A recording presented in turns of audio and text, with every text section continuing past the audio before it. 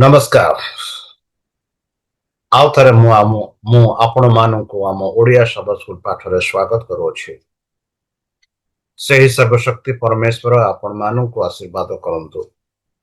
ଆପଣଙ୍କୁ ସମସ୍ତ ପ୍ରକାର ଦୁଃଖ କଷ୍ଟ ବାଧା କ୍ଲେଶ ଓ ରୋଗରୁ ଦୂରେଇ ରଖନ୍ତୁ। ଶତ୍ରୁ ଶୟତାନ ହାତରୁ ସେ ଆପଣମାନଙ୍କୁ ସୁରକ୍ଷାରେ ରଖନ୍ତୁ। ସେହି ସଦାପ୍ରଭୁ ପରମେଶ୍ୱରଙ୍କ ସାହାଯ୍ୟ ଆପଣଙ୍କ ସହ ସଦାସର୍ବଦା ରହୁ। ପ୍ରିୟ ବନ୍ଧୁ, ପ୍ରିୟ ଭାଇ ଓ ଭଉଣୀ ମାନେ, ଚାଲନ୍ତୁ ଆଜି ଏହି ସାବା ସ୍କୁଲ ପାଠ ଆରମ୍ଭ କରିବା ପୂର୍ବେ ଆମେ ସେହି ସଦାପ୍ରଭୁ ପରମେଶ୍ୱରଙ୍କ ଠାରେ ଆମେ ପ୍ରାର୍ଥନା କରିବା। ସର୍ବଶକ୍ତି ପରମେଶ୍ୱର, ଧନ୍ୟବାଦ ଜଣାଉଛୁ ବର୍ତ୍ତମାନ ଯେଉଁ ସମୟ ଆମମାନଙ୍କୁ ଦେଇଅଛ, ତୁମ ସେହି ଜୀବନଦାୟକ ବାକ୍ୟ ସାବା ସ୍କୁଲ ପାଠ ମାଧ୍ୟମ ଦ୍ୱାରା ଶୁଣିବା ପାଇଁ, ଯେପରିକି ଆମେ ଏହି ସାବା ସ୍କୁଲ ପାଠ ବୁଝିପାରିବୁ, ଏଥିପାଇଁ ଆମମାନଙ୍କୁ ବୁଦ୍ଧିରେ, ଜ୍ଞାନରେ, ଶକ୍ତିରେ ପରିପୂର୍ଣ୍ଣ କର। ବିଶେଷ ଭାବରେ ପବିତ୍ର ଆତ୍ମା ଦ୍ୱାରା ଆମମାନଙ୍କୁ ପରିଚାଳନା କର। ଏହି ଛୋଟ ପ୍ରାର୍ଥନା ଯୀଶୁଙ୍କ ନାମରେ ମାଗୁଛି, ଶୁଣି ଗ୍ରହଣ କର। ଆମେନ୍। ପ୍ରିୟ ବନ୍ଧୁ, ପ୍ରିୟ ଭାଇ ଓ ଭଉଣୀ ମାନେ, ଆଜିର ପାଠ ହେଉଛି A Gentle Answer, ଏକ କୋମଳ ଉତ୍ତର। ଆଜି ହେଉଛି ବୁଧବାର, ଡିସେମ୍ବର 10 ତାରିଖ 2025। ଆଉ ଆଜିର ପାଠ ହେଉଛି ଏକ କୋମଳ ଉତ୍ତର। ଏକ କୋମଳ ଉତ୍ତର। ବିଶେଷ ଭାବରେ ଆମେ ଦେଖିବା ହିତୋପଦେଶ 15:1।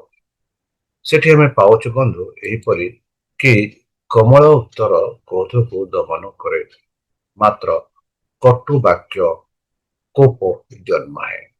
ବନ୍ଧୁ, କୋମଳ ଉତ୍ତର କ୍ରୋଧକୁ ଦମନ କରେ ଓ କଟୁ ବାକ୍ୟ କ୍ରୋଧକୁ ବଢାଏ।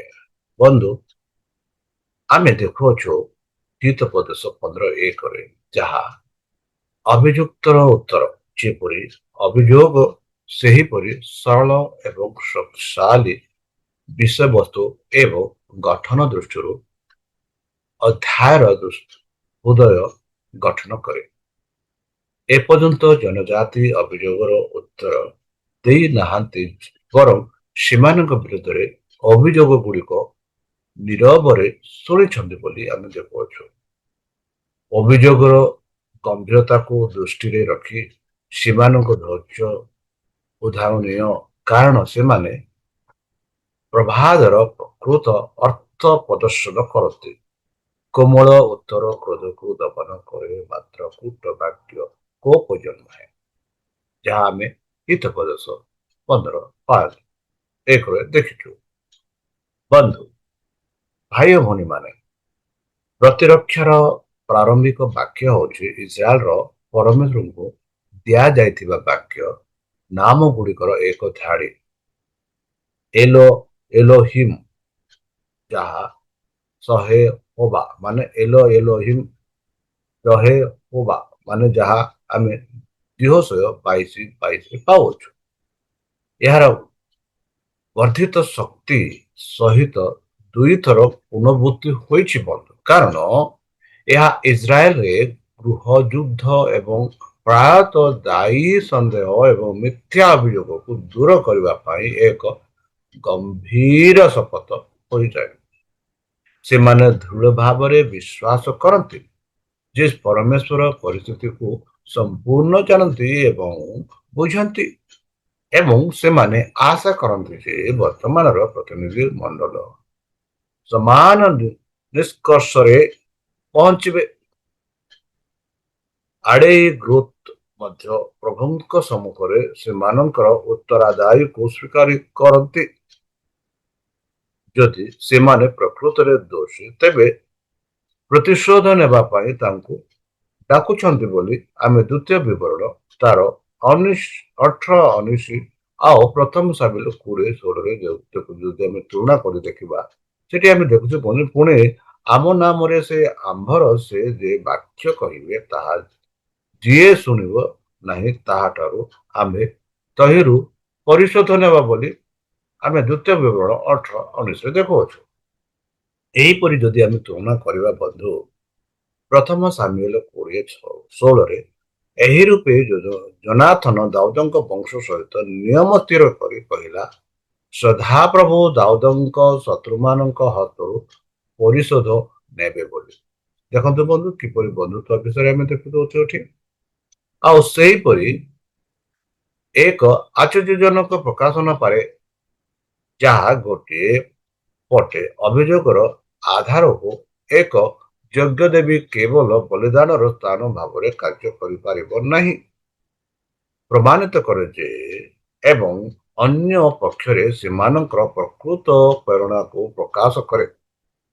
ଧର୍ମତ୍ୟାଗ ଅପେକ୍ଷା ଇସ୍ରାଏଲରୁ ପୃଥକ ହେବାର ଭୟ ସେମାନଙ୍କ କାର୍ଯ୍ୟର ପ୍ରକୃତ ଭୂମି ଥିଲା।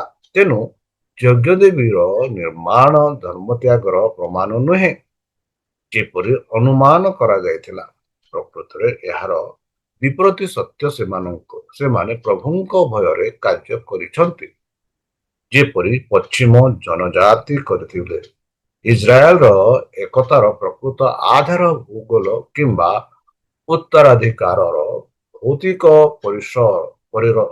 ପରିସର ନୁହେଁ, ବରଂ ପୁରୁଷଙ୍କ ଆବଶ୍ୟକତା ପ୍ରତି ସେମାନଙ୍କର ଆଧ୍ୟାତ୍ମିକ ଅନୁଗତ୍ୟ। ନଦୀର ପଶ୍ଚିମ ପାର୍ଶ୍ୱରେ ଥିବା ଜନଜାତିମାନଙ୍କର ପ୍ରକୃତ ଚିନ୍ତା ମଧ୍ୟ ପୂର୍ବ ଦିଗରେ ଥିବା ଜନଜାତିମାନଙ୍କର ନିର୍ଦ୍ଦୋଷ ନିର୍ଣ୍ଣୟ ନେବା ସହିତ ସେମାନଙ୍କର ପ୍ରକୃତ ଆନନ୍ଦରେ ପ୍ରକାଶିତ ହୁଏ। ସେମାନଙ୍କ ଭାଇମାନଙ୍କ ଯୁକ୍ତି ଦ୍ୱାରା ପରାଜିତ ଅନୁଭବ କରିବା ପରିବର୍ତ୍ତେ ସେମାନେ ଆନ୍ତରିକ ଆନନ୍ଦ ଦେଖନ୍ତି ଯେ ସେମାନଙ୍କର ସନ୍ଦେହ ଭୁଲ ହୋଇଥିଲା।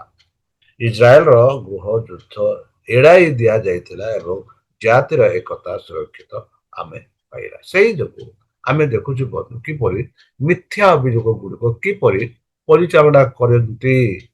ଆପଣ ମନୋଭାବକୁ ମାର୍ଗଦର୍ଶନ କରୁଥିବା କିଛି ନୀତି ଅଂଶର କରନ୍ତୁ। ଯଦି ଆମେ ଦେଖିବା ଗୀତ ସଂହିତା ତାର 37:3-6, ଗୀତ ଲେଖକ ଲେଖନ୍ତି, ସଦାପ୍ରଭୁଙ୍କ ଠାରେ ନିର୍ଭର ରଖି ତୁ କର୍ମ କର, ଶେଷରେ ବାସ କରି ବିସ୍ତରତାର ଅନୁଗାମୀ ହୁଅ।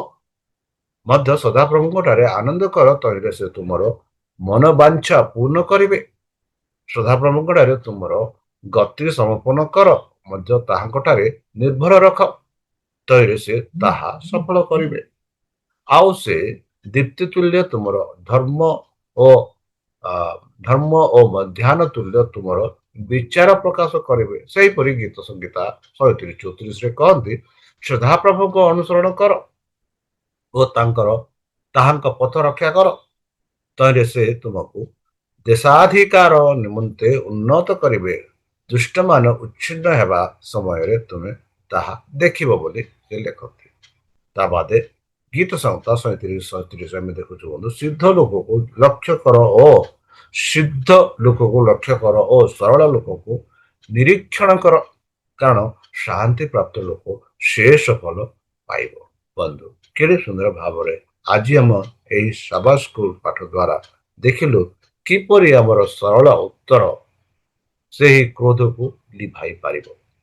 ତାହେଲେ ବନ୍ଧୁ, ଚାଲନ୍ତୁ ଆମ ଦୈନନ୍ଦିନ ଜୀବନରେ ଆମେ ଅନେକ ପ୍ରକାର ଏହିପରି ଭୁଲ ଅଭିଯୋଗ ସମ୍ମୁଖୀନ କରିଥାଉ, ଯେପରିକି ଇସ୍ରାଏଲ ପ୍ରଜାମାନେ ସମ୍ମୁଖୀନ କରିଥିଲେ, ଯାହାକି ସେହି ଗୃହ ଯୁଦ୍ଧକୁ ହେବାକୁ ଯାଉଥିଲା। ଏଇ ଯୋଉ ସରଳ କୋମଳ ଉତ୍ତର ଦ୍ୱାରା ସେହି ଅଭିଯୋଗ ଦୂର ହେଲା ବନ୍ଧୁ। ସେଥିଯୋଗୁଁ ଚାଲନ୍ତୁ ଆମେ ସେହି ସଦାପ୍ରଭୁଙ୍କ ଠାରେ ନିଜକୁ ସମର୍ପଣ କରିବା ଆଉ ତାହାଙ୍କ ମଧୁର ନାମରେ ଆମେ ପ୍ରାର୍ଥନା କରିବା।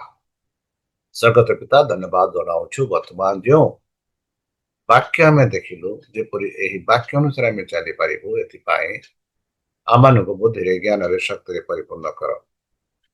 ବିଶେଷ ଭାବରେ ଶୈତାନ ହାତରୁ ଆମମାନଙ୍କୁ ଦୂରେଇ ରଖ। ଆମ ପାପ ସବୁ ତୁମ ସେହି ବହୁମୂଲ୍ୟ ରକ୍ତରେ ପରିଷ୍କାର ରୂପେ ଧୋଇ ଦିଅ। ଆଉ ପରିଶେଷ ଯେବେ ତୁମେ ସେହି ସହସ୍ର ଦୂତଙ୍କ ସହ ଆସିବେ, ସେହି ସାଧୁମାନଙ୍କୁ ସଂଗ୍ରହ କରିବା ନିମନ୍ତେ ସେତେବେଳେ ଆମମାନଙ୍କୁ ଏକ ବାସସ୍ଥାନ ଦେବ ବୋଲି ତ୍ରାଣକର୍ତ୍ତା ପ୍ରଭୁ ଯୀଶୁଙ୍କ ମଧୁରମୟ ନାମରେ ଏହି ଛୋଟ ବିକ୍ଷମ ଅଛି ଶୁଣି ଗ୍ରହଣ କର। ଆମେନ୍।